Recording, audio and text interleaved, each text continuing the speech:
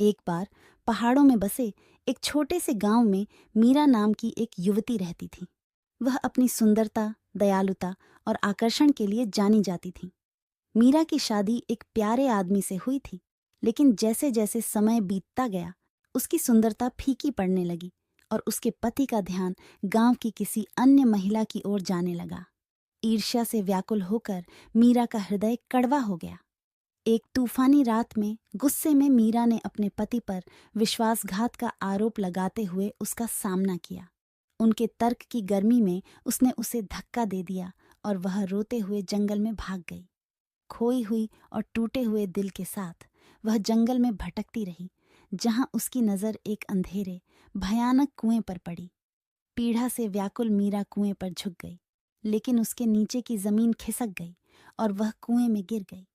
ग्रामीणों ने कई दिनों तक उसकी तलाश की, लेकिन उसका शव कभी नहीं मिला। उस रात से गांव में अजीब घटनाएं घटने लगीं।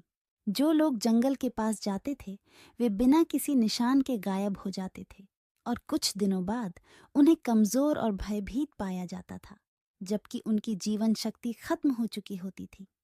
सफेद कपड़े पहने एक महिला के भूत की फुसफुसाहट जो रात में दिखाई देती थी फैलने लगी।